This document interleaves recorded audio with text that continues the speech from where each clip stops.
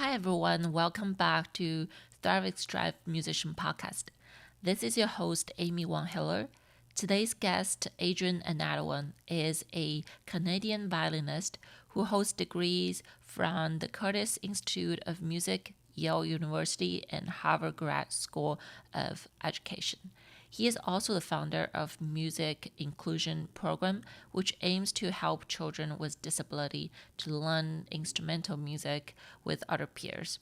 In this episode, we discuss the diversity needs in the current classical world, the technique adaptation in music performance, and how to see strength through our disabilities.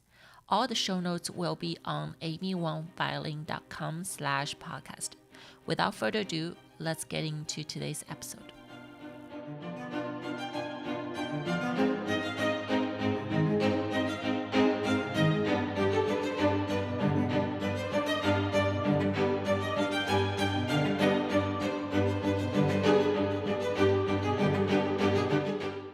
Welcome back to Thrive Strive Musician Podcast. And today we have Adrian in our podcast and trying to discuss a little bit more about the disability and the music performance and music education. Please welcome Adrian. Can you introduce yourself a little briefly about how you started and what are you doing now with your music career? Thank you, Amy, for inviting me on. It's a pleasure to be able to connect to a fellow violinist and also someone who encompasses in some part of their personal and musical identity, disability as well. I was born without a right hand, and I remember when I was in fifth grade, our music teacher all wanted us to start an instrument. That instrument was the recorder, which would have been very difficult for me to be able to play because there are just too many holes for all of my fingers. So my parents started looking at different options. I think that the trumpet was a very practical solution, but I didn't really like the sound of the instrument. So I chose the violin because it was a very beautiful sounding instrument. I knew about a disabled violinist, Ishak Proman, who grew up with polio, and he was an inspiration too. So I figured that I would try that. And I had an adaptation made for me. It's called a spatula. It's a cast, a plaster cast that wraps around my small hand. And with the bow, I use a aluminum tube to slide through it, and at the very end, it has a slot that can fit into the bow holder, essentially. And I've been able to develop my own technique and have a career as a musician, an educator, and also advocate for folks with disabilities and also hopefully classical music too. Nice. Yeah, I see that you play as a soloist mostly. And the device, by the way, it's like absolutely fascinating. It just really kind of comes organic because it's not extension extra part of it. I didn't know actually you chose violin. I thought your parents thought that it was a great idea with rehab place that built this kind of modification basically for you. And did you feel like growing up with the music study ever feel like there was a kind of like a comparison or any kind of difficulty because of different device or different way to playing? So, yes, you mentioned that I went to a rehabilitation hospital Mm-hmm. in Toronto, Canada to have my adaptation made, and it was great. I mean, it was able to hold the bow, and as you said, there wasn't any extension of my arm or anything like that. It was very simple. And when I first started, I sounded like most musicians. It wasn't that great. So, in terms of the sound at least. And I think the challenge was to try to figure out how much of it was because I was a beginner violinist and how much we could make modifications to the adaptation to help. As it turns out, it was mainly just developing my own technique in the end, and I've used the same adaptation ever since I've been 10 years old. I sometimes have challenges around like pizzicato. Mm-hmm. I do a lot of left hand. Sometimes I'm not able to use my full bow, so I've adapted by just doing different bowings, more bow changes, for instance, because I probably use about 75% of the bow as like a Mm-hmm. full-handed musician. And it seems to be okay for me. Although like it might look different, I always try to make sure that the sound is as musically compelling and beautiful as possible. Yeah, I agree. For me, like I also adapt a lot with my disability. And I, of course, had a long history of playing violin through when I was childhood. Sort of like, there's a perception of how it should sound, and you just try to adapt as much as possible closer to that version. Do you think as a soloist, almost like stand out as a soloist, like, different? Does it hinders or exceeds like your career, actually? I think it's only helped in terms of being able to show people in the classical music world that there are different ways to be able to not only be a musician but a soloist as well. So, in a sense, like I feel like I'm grateful to have something unique to offer, not only in terms of an interpretation, but just a very different way of producing sound. Mhm. And I think it's only been a benefit to the work I do as a soloist. I think that can be more challenging to play in an orchestra or play chamber music from time to time, but even then, I think that so long as there are folks who are around that are understanding and are able to see past how you look when you play, Mhm. I think that it becomes much more about just telling a unique story through music. And people with disabilities have such unique stories that I'm glad that they are sharing them. What's your favorite type of repertoire? Well, I like a lot of very emotional human music, like things that are like song based, like like Brahms or Schubert, um, like a lot of these composers from like the sort of late 19th century Mm, German composers. I mm, like playing contemporary music and exploring new voices, um, especially as classical music continues to grow with a lot of different types of composers who are making music these days. It's nice to be able to premiere a piece or to be able to pair like a new work with an old work and mhm. try to find the connections between all those. So I found a lot of passion in just exploring that um, and knowing that you don't ever have to be stuck with playing one type of music too. Yeah. So through your music career, like, with your teachers or professors, did you find they completely like changed the teaching styles or anything like that, trying to helping you out with the music you want to achieve or at a certain level of playing? I think they were very much the same with me as any other teacher in terms of the big goals, like what do you do musically, what type of sound are you looking for? Hmm. Then we would talk about maybe a different way to do it than other students. Maybe it's a different type of bowing, maybe it's a different type of bow technique that can get to the same idea, or sometimes it's just a little bit different altogether, and that's okay. Can you share a little bit tips, on like all these German music, like especially Brahms, a lot of sustained, sound required. Like any tips on like sustain to making that sustained sound? Yeah, so I think that for me, it's about really controlling the bow changes, making sure that the bow changes of the tip and the frog feel as seamless as possible. Hmm.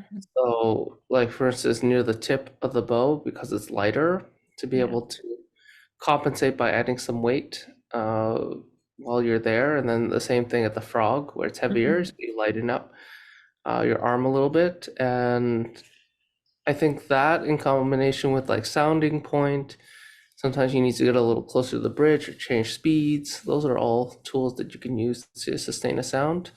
Um, because I need to balance out like being able to create a full sound with lots of bow speed, Yeah. uh, and at the same time know that I can sort of make some bow changes more so than others. And in the hall, it Mm. usually blends anyways. Yeah, I agree. Like a lot of these basic techniques and the principles, like just always applies. Like for me, I have to change angles for me to sustain at the tip. And Mhm. so I have enough weight, arm weight to kind of compensate on that too. Mm. So I believe there's no like restriction of repertoire. You always can find some way of making it the best way of your playing. Yeah, I'm very lucky in a sense that like there's never been a piece that I wanted to play but couldn't play. Hmm. And if there are certain things within a piece that might not be exactly the way that was intended, sometimes I just change it a little bit. And Yeah. so long as the music intention is still there, I think Hmm. that people would rather hear that than not playing it at all. Yeah. In a way that the disability kind of makes us a little bit even more flexible in the way of like, being your own experimentalist, Yeah, exactly. Yeah. So have you ever played in orchestras? Yes, I have. I have continually played in orchestra since I was in high school. Hmm. I continue to do some like professional work as like in small chamber orchestras from time to time. Hmm. And yeah, it's been a lovely experience to be able to continue being part of that community and also know that I can do a bunch of things. Like disability doesn't mean that you have to follow one track within a music career, but you can Yeah. do a lot of things and follow sort of what makes you happy. So follow up with that question, because you mentioned that you played a lot in the orchestras for like adaptations with your bowings or anything like that. How willingly they are accepting it? Are they really accommodating? Yeah. Yeah, I think that I check in with people just to make sure if it's like, is it okay if I take an extra bow here or there, or maybe I play less of the notes in pizzicato? And generally, people have been okay with that. The lovely thing about an orchestra is that you don't have to play everything like Yeah. all the time in terms of like the parts, Mhm. because it's a section. So yes, I play maybe 99% of it. If Yeah. there's a little tiny thing that I can't do, most people are willing to cover for me. Nice.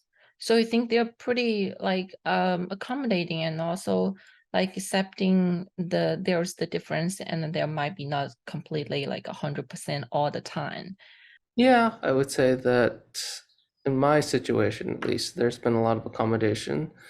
I think it becomes different depending on your disability, though, as Yeah. well, because I know that I've heard of musicians who have troubles or challenges like with stage layout or like accessible stairs and things like that. Hmm. That can be its own different type of challenge that I'm aware of, and I'm very supportive of my colleagues who might be in those situations to make sure that there are accessible spaces for music. Yeah, there was a few places that I played that it's not as accessible, like they have stairs. Mhm. But people are very accommodating. Like I mean, of course, they offered like carry you up. Uh, like it just make the best of it what the environment is. But of course, like wish there can be a better like more accessible venues, follow those Mhm. ADA guidelines, everything. I know that you also, advocate a lot on the social media as well. I've been trying to create a community around, being disabled and then being a musician. I find that somehow for people later on become disabled is somehow holding them back a lot more to continue their journey. I don't know if it is because like, there was of course mentioning of like trying to be perfect. It's just not as good as they are before their disability. What do you think is the core difference at like for you to continue pursue any type of music that possible? And for some people just feel like they cannot continue building on their career because they become disabled, or any kind of encouraging words that you think it will be making a big mental shift, I would say. Well, I think the biggest shift is knowing that your disability is not a detriment to you. It's something that is unique and is a strength, something that can Mhm. allow you to share something unique to the world through your art. I think acquired disabilities and congenital disabilities um, are different in terms of like identity shift. Like, for instance, I've always lived without a right arm, and I don't know how it is to be able to have two fully functioning arms. Those who have acquired disability sort of understand before, after. I mean, Yeah. Beethoven was probably the first musical example I think about. He was a genius and a prodigy, and then became deaf in the middle of his life. Mhm. And you see situations like him, for instance, and he was an incredible musician as well. So Yeah. I think it really is what you do with um, those challenges in a way that allows you to explore and share your identity with others that is important, and to know that the world wants to hear these things and our industry needs these things too.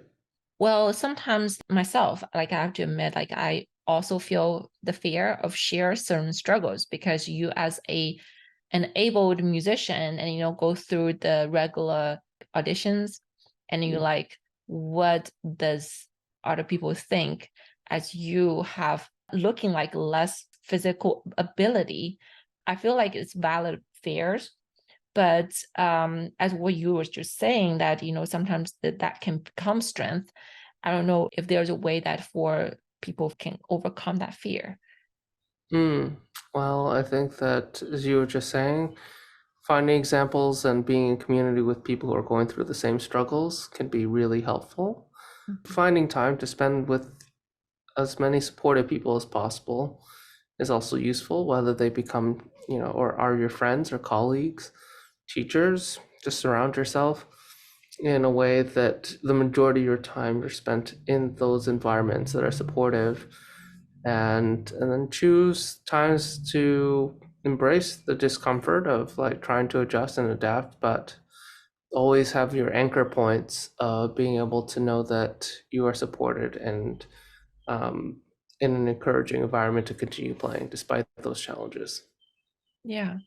And not become competing with other people. Yeah, the world in classical music is competitive in a way that like can be stressful because there are a limited amount of jobs compared to other industries sometimes. And everyone, if you get to a certain level, are equally talented, if not more.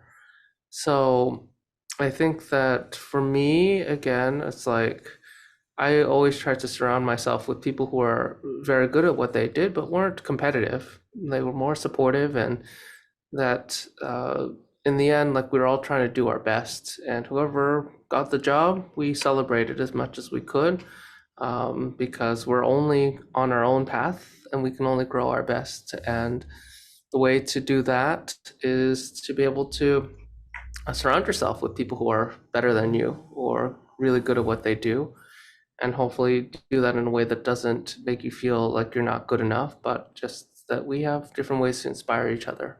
Yeah. For us to be surrounding with like people, less competitive, I think it's very helpful mentally as well. Mhm. Um, to have less of a mentality of like, are you good enough? Have you ever feel that way? How did you overcome? Yeah, I mean, there are definitely times where I felt like I was not able to do something in a way that others were, and Yeah, it can be a little scary at times to know that like you may not be able to achieve a certain level that you might aspire to. I felt like that when I was younger, maybe, but these days I think I'm much more comfortable with myself and being able to accept what I can give. And I can still, it doesn't mean that you don't push yourself, but it also means that you don't work against yourself when you're trying to always compare yourself to other people. Yeah. I think like through time that we gradually grow, we have a better vision of how we are as individual. Hmm. I feel like teachers are looking out for a certain belt, certain type of student that they feel like they will overachieve certain level, almost like these people who has a little bit of physical disability has been almost like dismissed initially. Now with you as a teacher, do you feel like that's still like a big like hurdle, I would say? Yeah, I think there's definitely hurdles and prejudices about what a disabled person can do or not. I also think that in the classical music world, disability is underreported in a sense Mhm. that, like, yes, you can see someone who's in a wheelchair. There are a lot of invisible disabilities too. Yeah. Uh, people who are dyslexic, for instance, or process in a different way. There are a lot of folks who like have like joint challenges, like issues between their wrists and things like Yeah. that you don't really see on the outside, but then you realize and recognize that they struggle in their own ways to access music.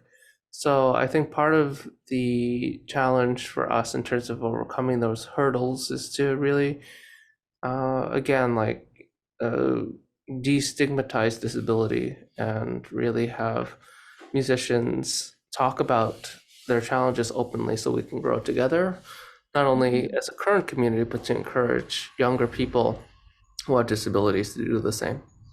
Yeah, definitely. I think for me as well, like become disabled, I feel like you become this individual in the whole entire orchestra group. But then it also helps a lot for, like your voice to be heard. And Mm. I think with what you said, a lot of people, their disability is not really that easily seen. There's a lot of invisible disability as well. And do you feel like your disability has helped a lot with your own teaching? Yes, I would say so. It's one that allows me to try to think of many different types of solutions to a particular challenge. For instance, I even if I'm teaching technically able-bodied students on the violin, for instance, our bodies are all slightly different, Mhm. anyways. Joints have different flexibility, different lengths of hands and arms and things like that. So it, I think, might be more subtle in terms of embracing those differences, but I think is very important as a tool to understand. I've gone through a process myself that really focuses on the big goals, and then our bodies are just ways to get there. But that path can be very different based on how you're built. I think it's helped me as a teacher for sure. So, do you have any disabled kids, students? Yes, I do. I have several who have various types of limb differences who are playing the violin, and I've run a program for the past few years for young, very young kids who have different types of disabilities to be able to play a variety of instruments. It doesn't necessarily have to be just the violin. Some of them do percussion instruments. Some of them do like things that use a bit more technology. But there are always ways to be able to make a sound and to be able to do that in a way that expresses yourself. Nice. I would really love to helping also a lot of young disabled musicians, especially like later on become disabled, and trying to encourage people to keep playing. And I feel like music as a language for them to express themselves and losing that voice, it's kind of devastating almost. So to be able to encourage a strong voice and a flexible voice are most important as a musician. And as I said before, people with disabilities definitely have a lot of those foundations of understanding what difference means. So to encourage that as best as possible through music is such a important thing. Do you have one thing currently that you're working on that you want to kind of share? Well, I am forming an ensemble at Berkeley College. It's a ensemble comprised of musicians who have different types of disabilities on campus, and with some partner organizations, New England Conservatory, hopefully, but also Boston Conservatory, and really thinking of ways that we can do a little small group together as a course throughout the year to explore disability identity. Everyone will come with their own sets of challenges, and we'll also commission music from musicians who have disabilities themselves, and hopefully come up with some good concerts. One hopefully in the end of December, and then also in March. That's very nice. Yeah. This is one of my passion as well. Like I'm hoping that I can group an ensemble or even just like string quartet to Mm, be performing and for nonprofit or any kind of, events. And so then, like we can share the stories and share our passions as a disabled group. mm. Yeah. That's beautiful. And I know that there are musicians with disabilities around the world, so I'm sure that you'll be able to find some and make some great music too. Yeah, I'm hoping that there's gonna be more voice coming out. I'm amazed by the work that you're doing, but I also feel like, we need a lot more in different colleges and universities. Yes, absolutely. I think it's a great opportunity. It's a wonderful thing to be able to start in this time, especially where classical music needs more diversity than less. Yeah. Thank you so much for coming to the show. And I know we're approaching to the end. And one last thing that you hope to leave for the audience. Yeah, so I would say that disability is really something that all of us will have at some point in life. And the more that we can support it for others who are experiencing it now or in the future, we are also supporting ourselves and people that we care about. Great. Thank you so much for coming to the show. My pleasure.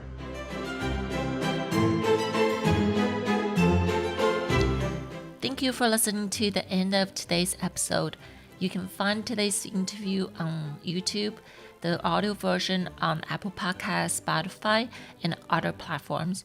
Please leave your valuable review on the forum you are listening to and share your takeaway from today's episode. More detail will be in the show notes on my website, amywangviolin.com/podcast. Be kind, and I will see you next time.